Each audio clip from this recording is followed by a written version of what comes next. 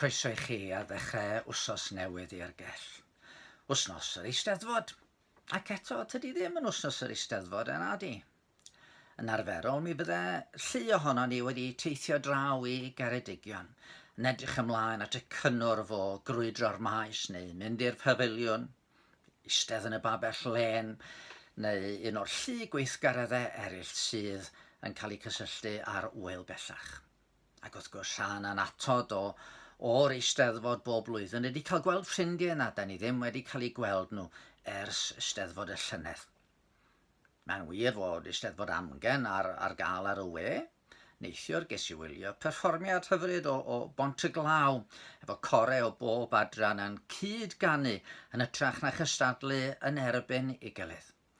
Ond tydi eisteddfod amgen ddim yr un fath yna di. Ar ddill un eisteddfod, mi fydde yna un cwestiwn fel arfer fydde'n cael ei holi gan amryw. A fydd yna coroni? Dyna uchafbwynt y dydd I lawer ynde, y seremoni fawr lle gwobrwy rhywun am gampwaith farddonol, a bellach bydde'n cael ei adnabod fel prifardd. A fwy wyddon ni na tydi ennill coron ddim yn beth hawdd iawn. Yn gyntaf, mae'n rhaid bod y gerdd neu'r cerddi yn deilwng, yn ddigon da I heiddi derbyn coron yr eisteddfod genedlaethol. Ac yna, os mwy nag un o'r cystadleuwyr wedi cyflwyno gwaith teilwng, pa un ydy'r gorau ohonyn nhw? Rhaid bod yn well na phob cystadleuedd arall, oedd dim ond un gaiff wisgo coron ar y tro, ynde? Fedrwch chi'm rhannu coron. Bore yma o'n i'n darllen yn llyfr datguddiad, y llyfr olaf yn y Beibl. Llyfr sydd ddim o'r hawdd I'w ddeall bob amser am fod cymaint o symboliaeth ynddo, ac eto mae rai pethau yn amlwg iawn yna. Heddiw o'n I yn y 5 bennod. A fama, mae yna sôn am ddiwrnod. Mae yna sgrôl sydd angen I hagor.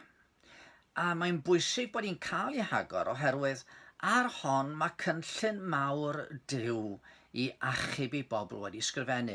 Os na cheiff I hagor, yna does dim gwaredigaeth I'w gael.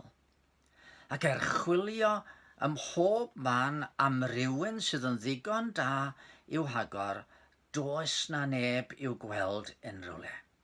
Nid oedd neb yn y nef nac ar y ddaear na than y ddaear allai agor y sgrôl nac edrych arni. A mae ymateb Ioan wrth weld hyn yn ddealladwy. Os oes siom pan na chei rywun yn deilwng o ennill coron yn yr eisteddfod, pa faint mwy os na ellir gweithredu cynllun I achub y byd? Meddai Ioan, yr oeddwn yn wylo'n hidl am na chafwyd neb yn deilwng I agor y sgrôl nac I edrych arni. Hynny ydy, mae sortio problemau'r byd. Mae'n broblem mor fawr, mae'n ormod I unrhyw un ohono ni. Mae angen rhywun dwyfol I wneud y fath beth yn does. O dyna mae un yn dod at Ioan a deud wrtho, paid â gwylo.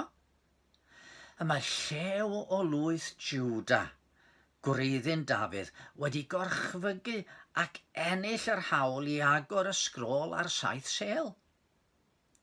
Roedd yma un oedd wedi ennill yr hawl I agor y sgrôl, y llew o lwyth Jwda.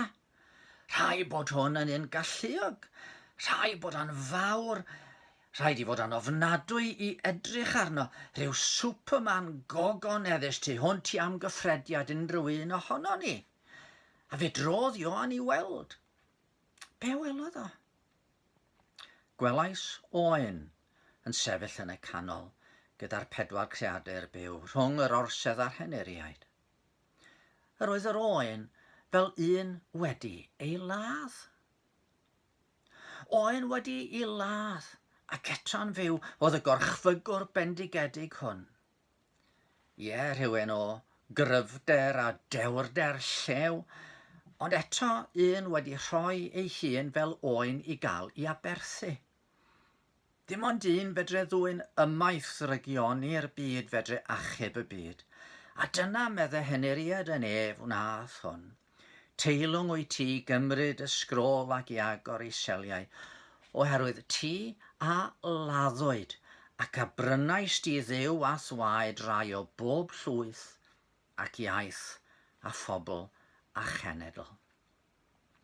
Dyma un sydd wedi sugno i mewn iddo'i hun megis canlyniadau yn holl y feia, gan wynebu'r tywyllwch eithaf roedd hynny'n ei olygu ar groes Calfaria.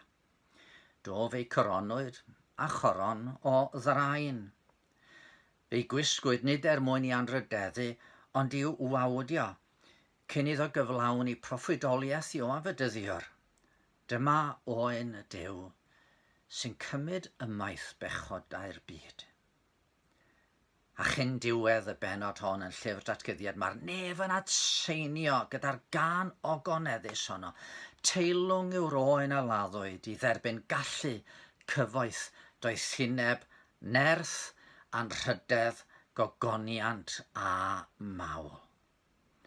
A fe gafodd ei goroni bellach yn frenin y nef a gwaredwr y byd.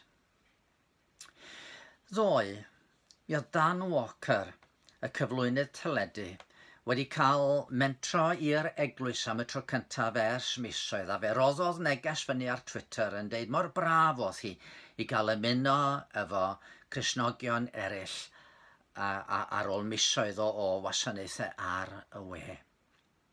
Rwan, ers blynyddoedd fe fu darogan fod dyddiau Cristnogaeth ar ben yn gwlad ni.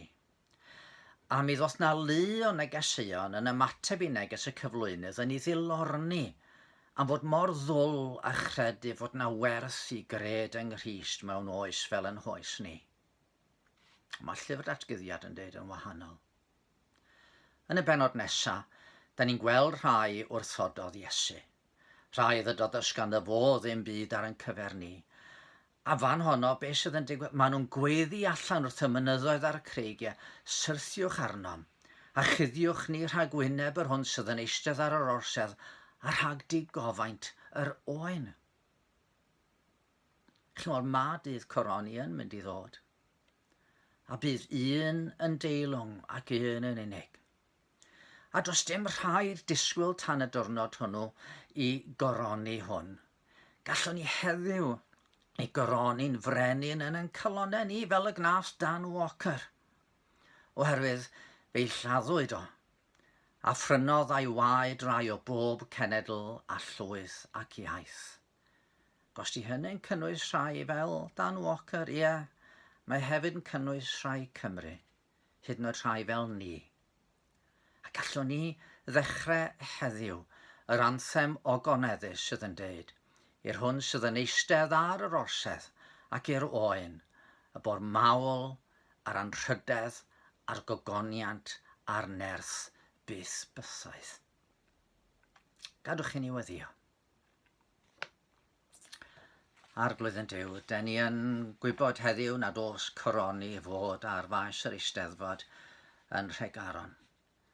Ond o Arglwydd yn Duw, den ni'n diolch fod na un sydd yn eistedd ar y nef wedi goroni'n frenin y brenhinoedd ac yn waredwr y byd.